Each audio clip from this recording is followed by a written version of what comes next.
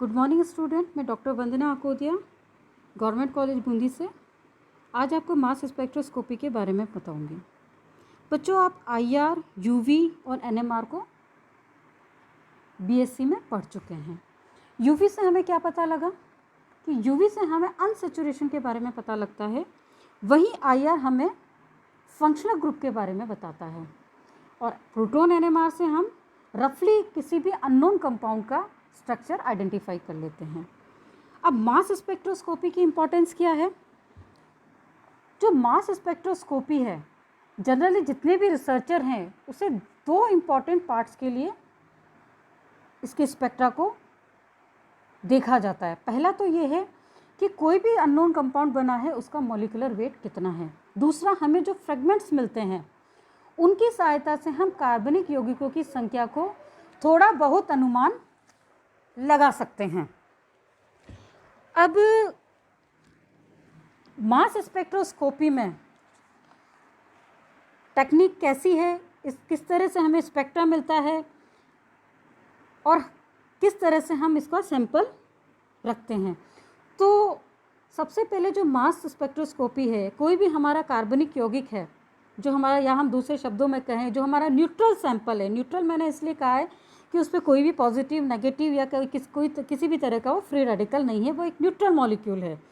यदि हम उस न्यूट्रल मॉलिक्यूल पर हाई एनर्जी इलेक्ट्रॉन्स की बम्बारमेंट कराते हैं, जिसकी की एनर्जी 17 इलेक्ट्रॉन वोल्ट के लगभग होती है, तो क्या होता है कि ये मॉलिक्यूल सफिशेंट एनर्जी को एब्जॉर्ब करेगा और उसमें से एक इलेक्ट्रॉन को निकाल देता है। एक इलेक्ट्रॉन निकलने से क्या मिला? हमें रेडिकल आयन मिला है। मैंने रेडिकल आयन क्यों कहा है? क्योंकि इसके पास में M प्लस डॉट जो यहाँ पे दिख रहा है वो फ्री रेडिकल, यानी इसमें एक इलेक्ट्रॉन है। अब इसे हम डिनोट करते हैं M प्लस डॉट से, और इसे क्या कहेंगे? हम मॉलिक्यूलर आयन कहेंगे। मॉलिक्यूलर आयन का जो अणुभार होता है, जो हमारे न्यूट्रल मॉलिक्यूल है उससे लगभग बराबर होता है। उसकी पीक हमें उसके जस्ट पास में ही मिलती है, और चूँकि इसमें से सिर्फ एक इलेक्ट्रॉन का लॉस हुआ है, तो हम क्या कहेंगे कि जो एक इलेक्ट्रॉन का लॉस हुआ है उसका जो वेट है वो लगभग नगण्य है, या कहेंगे हम दूसरे शब्दों में नेग्लिजिबल है। सेकंड आता है कि हमारी जो मॉलिक्यूलर आयन है वो किस तरह से बनता है, यानी प्रेजेंटेशन ऑफ मॉलिक्यूलर आयंस।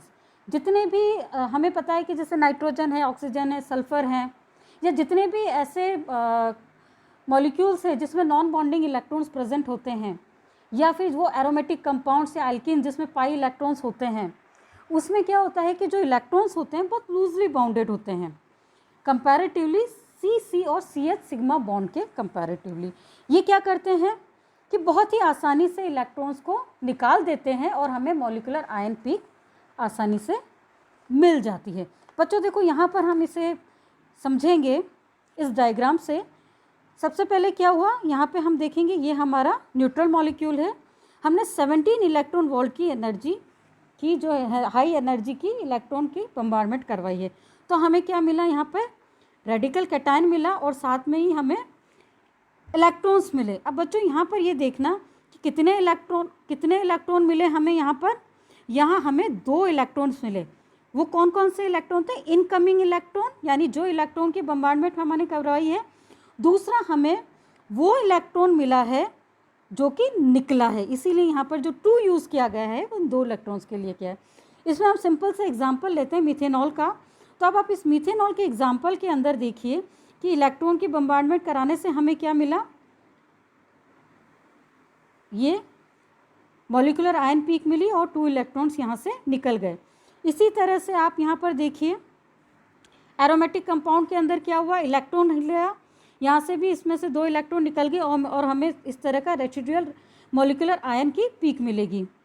इसी तरह से बच्चों एथिलीन के केस के अंदर आप देखिए कि हमें किस तरह से मॉलिक्यूलर आयन देखने को मिलता है। अब यहाँ पर आता है फ्रेगमेंटेशन और एन इंट्रोडक्शन। अब ये है कि हमने बम्बारमेंट करवाई, हमें मॉलिक्यूलर आयन पीक मिल गई। अब इसके बाद आता है कि अब ये मॉलिक्यूलर आयन पीक में फ्रेगमेंटेशन होता है। अब इस फ्रेगमेंटेशन के अंदर हमें कई बातों को ध्यान में रखना है। अब बच्चों, जो मॉलिक्यूलर आयन बना है अब उसमें फ्रेगमेंटेशन होगा, यानी कि एक फ्री रेडिकल और एक न्यूट्रल मॉलिक्यूल हमें मॉलिक्यूलर आयन से प्राप्त होंगे। सामान्यतः फ्रेगमेंटेशन में वही फ्रेगमेंट बनेगा जो सबसे अधिक स्टेबल होगा। रेडिकल सामान्यतः कार्बोकेटाइन से लेस इलेक्ट्रॉन डेफिशिएंट होता है। आपको बहुत अच्छे से पता है कि जो कार्बोकेटाइन में 2 इलेक्ट्रॉन नहीं होंगे, लेकिन यहाँ पर रेडिकल में जो क्या होता है 1 इलेक्ट्रॉन होता है, ठीक है। तो यहाँ क्या हो गया कि जो ये आपका जो 1 इलेक्ट्रॉन है, इससे ये इलेक्ट्रॉन डेफिशिएंट नहीं हुआ, ये थोड़ा बहुत इसमें इलेक्ट्रॉन ज़्यादा क्यों है, क्योंकि कार्बोकेटाइन के कंपैरेटिवली ये इलेक्ट्रॉन इतना इलेक्ट्रॉन डेफिशिएंट नहीं है उसके कंपैरेटिवली। जनरली जितने भी हमारे कार्बोकेटाइन बनते हैं या रेडिकल बनते हैं वो किससे स्थायित्व ग्रहण करते हैं, रेजोनेंस से, और रेजोनेंस से ही हम की स्टेबिलिटी को देखते हैं। अब फ्रेगमेंटेशन के लिए हमें कुछ बिंदुओं को ध्यान रखना ज़रूरी है, क्योंकि जब भी हम आगे फ्रेगमेंटेशन पढ़ेंगे कि कहाँ कैसे हमें अल्कीन के लिए, एरोमेटिक के लिए किस तरह की पीक मिलती है, किस तरह के कंपाउंड में किस तरह का फ्रेगमेंटेशन होता है, कौन सी हमारी बेस पीक होती है, ये सारी चीज़ें हम आगे डिटेल में पढ़ेंगे। लेकिन इससे पढ़ने से पहले हमारे लिए ये जानना बहुत ज़रूरी होता है कि हमारा जो फ्रेगमेंटेशंस हैं उसके लिए किन किन बातों को ध्यान में रखना होगा। तो फर्स्ट जो हमारा पॉइंट है वो क्या है कि फ्रेगमेंटेशन में यदि सिंगल बॉन्ड टूटता है तो एक पार्ट में हमें पॉजिटिव चार्ज व दूसरे पार्ट में हमें क्या मिलेगा, ऑड इलेक्ट्रॉन मिलेगा, ठीक है। अब इसका एग्जाम्पल बच्चों आपको यहाँ डायग्राम में देखने को मिलेगा। आप यहाँ डायग्राम के अंदर देखिए कि आपका जो ये अल्कोहल है, पहले इसमें वही मॉलिक्यूलर आयन पीक मिली और मॉलिक्यूलर आयन पीक हमें 2 पार्ट्स में जा रही है। फर्स्ट में क्या हो रहा है, आपकी MZ31 पे मिल रहा है, फिर इसमें से आपको एक न्यूट्रल मॉलिक्यूल निकला और आपको M29 पर एक पीक देखने को मिल रही है। सेकंड पार्ट क्या है इसका, यहाँ पर से क्या होगा, क्लीवेज हो जाएगा। कहाँ क्लीवेज हो जाएगा, अब आप यहाँ देखिए, पहला क्लीवेज इधर हुआ था फर्स्ट पार्ट में, अब सेकंड पार्ट में क्लीवेज आपका OH यहाँ से निकल जाएगा, तो हमें CH3+ के लिए हमें पीक देखने को मिलती है।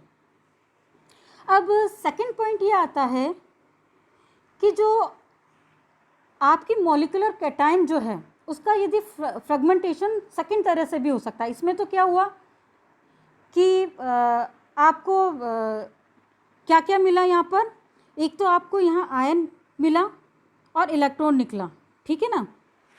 अब सेकंड पार्ट में क्या होगा कि एक तो न्यूट्रल मॉलिक्यूल निकलेगा, दूसरा हमारा कोई भी नया रेडिकल कैटायन बनेगा, यानी कि जो हमारा मॉलिक्यूलर कैटायन है वो नए में कन्वर्ट हो जाएगा, यानी कि हमें लो मॉलिक्यूलर वेट पे मिलेगा। और ये सबसे अच्छा एग्जांपल हमें मैक-लेफेर्टी रीअरेंजमेंट में देखने को मिलेगा, जिससे कि हम आगे जहाँ हम फ्रेगमेंटेशन जब पढ़ेंगे एक एक मॉलिक्यूल का, एक एक कंपाउंड का या एक लेते चलेंगे, तब वहाँ पर हमें इस तरह का फ्रेगमेंटेशन देखने को भी मिलेगा। तीसरा आता है कि जितने भी हमारे मास स्पेक्ट्रा हैं उसमें डिटेक्शन सिर्फ रेडिकल्स का होता है, रेडिकल का होगा या फिर कैटाइंस का होगा। कोई भी न्यूट्रल मॉलिक्यूल्स हुए या रेडिकल्स हुए, इनका इसमें किसी भी तरह का पीक हमें देखने को नहीं मिलती है। यदि हमारा मास स्पेक्ट्रा है उसके अंदर यदि हमें कोई पीक देखने को मिलती है तो वो सिर्फ कैटाइंस की पीक देखने को मिलती है और किसी की पीक देखने को नहीं मिलती है। फोर्थ पॉइंट है हमारा, the CC bonds attached to a functionality are described in order as alpha bond, beta bond।